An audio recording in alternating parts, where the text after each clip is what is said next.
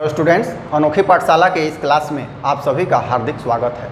आज हम लोग हिंदी के व्याकरण सेक्शन से समास टॉपिक को क्लियर करने वाले हैं। आज हम लोग इस 20 प्रश्न से हम लोग का समास कंप्लीट हो जाने वाला है, अर्थात मैट्रिक की परीक्षा में समास से जो भी प्रश्न आएगा इन्हीं 20 प्रश्नों के इर्द गिर्द होगा। तो चलिए आइए बिना देर किए सभी प्रश्न देखते हैं। पहले टेस्ट के रूप में लेंगे, जैसा कि नियम है कि प्रत्येक क्वेश्चन का विकल्प दिया जाएगा और कुछ समय दिया जाएगा। अगर आप नहीं कर पाएंगे तो उसका आंसर लास्ट में दे दिया जाता है। तो चलिए आइए प्रारंभ करते हैं। तो आपका पहला प्रश्न है, तुलसी लिखित किस समास का उदाहरण है? तुलसी लिखित किस समास का उदाहरण है?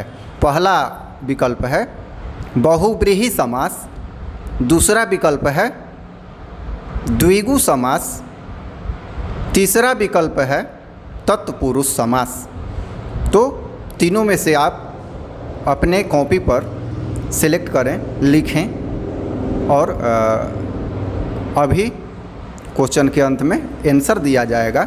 उत्तर नंबर 3 तत्पुरुष समास तुलसी द्वारा लिखित होता है। अगला प्रश्न, निम्नलिखित में द्वंद्व समास है। द्वंद्व समास चुनेंगे। नीचे 3 विकल्प आ रहे हैं। माता पिता पहला ऑप्शन है, दूसरा विकल्प है दशानन, तीसरा विकल्प है राजपुत्र। तो द्वंद्व समास, द्वंद्व का जैसे नाम से ही है द्वंद्व, द्वंद्व का मतलब एक तरह से युद्ध। तो शब्दों की लड़ाई होती है, दोनों शब्द पद बराबर होते हैं। उत्तर होगा माता पिता पहला। अगला प्रश्न लेते हैं, त्रिफला में कौन सा समास है? त्रिफला, तो आपके सामने विकल्प आ रहा है। पहला है बहुव्रीहि, दूसरा है द्विगु और तीसरा विकल्प है तत्पुरुष। तो त्रिफला, जैसा कि जानते हैं कि पहला शब्द संख्यावाचक है, त्रि का मतलब 3। तो ऐसे समास को आप आंसर लिख लीजिए, इसके बाद समझ लीजिएगा। ऐसे समास को द्विगु समास कहा जाता है। आंसर होगा दूसरा नंबर। नेक्स्ट प्रश्न, निम्नलिखित में तत्पुरुष समास है। 3 पद दिए जाएंगे आपको, उनमें से बताना है कि कौन सा तत्पुरुष समास है। पहला है माता पिता, दूसरा है दशानन, तीसरा है राजपुत्र। तो तत्पुरुष में हमेशा ही विभक्ति चिन्ह आता है, ये ध्यान रखिएगा। आप आंसर करते रहिए, सुनते रहिए। विभक्ति चिन्ह आता है, जैसे का, के लिए, में, पर। तो यहाँ राजा का पुत्र अर्थात तीसरा ऑप्शन होगा राजपुत्र। अगला प्रश्न, दशमुख किस समास का उदाहरण है? ध्यान दीजिएगा, दशमुख। विकल्प है बहुव्रीहि, दूसरा विकल्प है द्विगु, तीसरा विकल्प है कर्मधारय।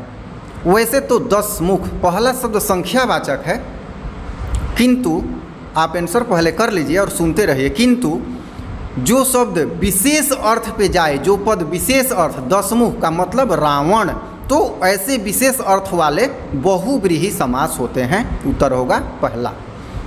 अगला प्रश्न, निम्नलिखित में द्विगु समास का उदाहरण है। अब आइए द्विगु समास से देखते हैं द्विगु समास का उदाहरण। पहला विकल्प है माता पिता, दूसरा विकल्प है दशानन और तीसरा विकल्प है शताब्दी। तो द्विगु में पहला शब्द संख्यावाचक होता है, समझ गए होंगे। उत्तर होगा आपका तीसरा शताब्दी। शत मतलब 100, शताब्दी। अगला प्रश्न, न्यायालय किस समास का उदाहरण है? न्यायालय किस समास का उदाहरण है?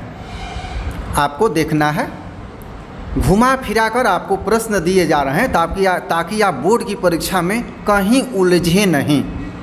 तो पहला है विकल्प बहुव्रीहि, दूसरा है द्वंद्व, तीसरा है तत्पुरुष। समय आपका प्रारंभ है, आप सिलेक्ट कीजिए। न्यायालय, अगर इसका विग्रह करें तो न्याय के लिए आलय अर्थात विभक्ति चिन्ह आ रहा है, तो तत्पुरुष समास होगा। तीसरा, अगला प्रश्न, निम्नलिखित में कर्मधारय समास है। ध्यान रखिएगा, कर्मधारय में विशेष्य विशेषण का समाहार होता है। आप आंसर कर लीजिए, सुनते रहिए। विशेष्य विशेषण का समाहार होता है। तो पहला है माता पिता, दूसरा है चंद्रमुख, तीसरा है राजपुत्र। तो राजपुत्र तो राजा का पुत्र है, विभक्ति चिन्ह है।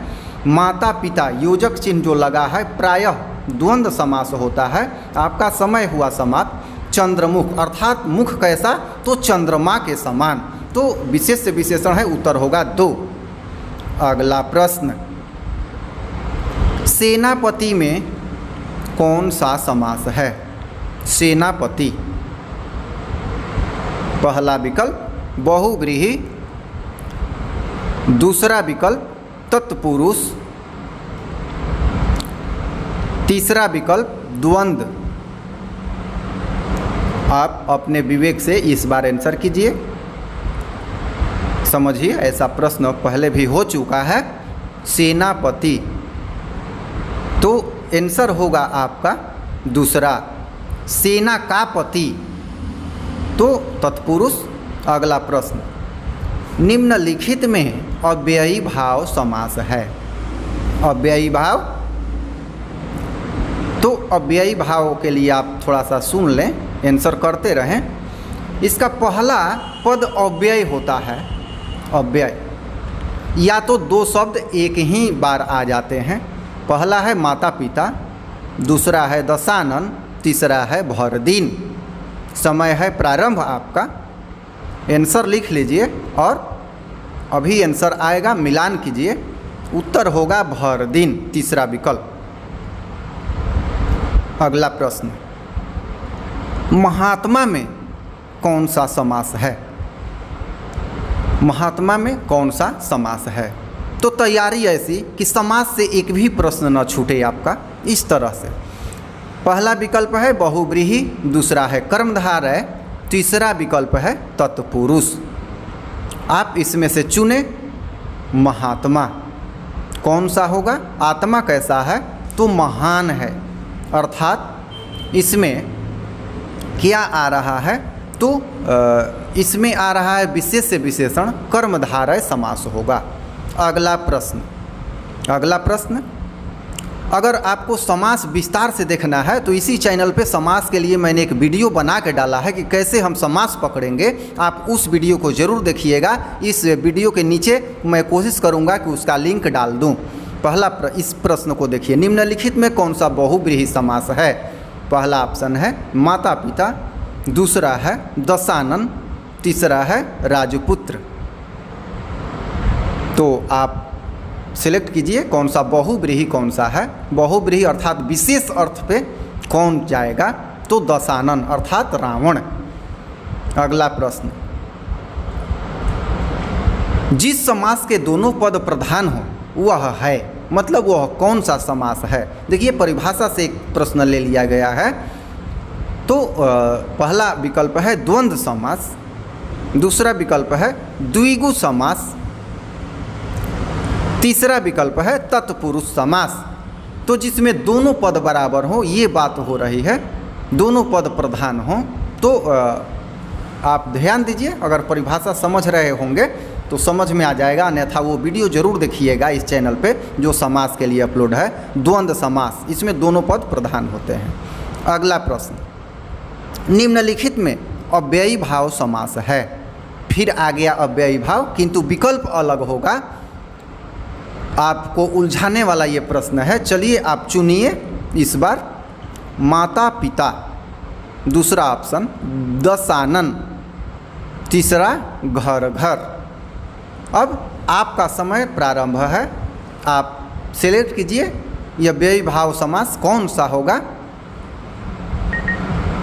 तो अव्ययी भाव होगा घर घर, एक ही शब्द दो बार आ जाए, एक ही शब्द। अगला प्रश्न, पथभ्रष्ट किस समास का उदाहरण है? पथभ्रष्ट अगर हम इसका विग्रह करें तो पथ से भ्रष्ट। अब आप आंसर कर लेंगे, से आया है, विभक्ति चिन्ह आया है, तो कौन सा समास होना चाहिए? तीनों विकल्प में से आपका समय है प्रारंभ, बहुव्रीहि होगा कि कर्मधारय होगा कि तत्पुरुष होगा? आप कॉपी पे सिलेक्ट करके बताएं और मिलान करें। तत्पुरुष तीसरा विकल्प सही है।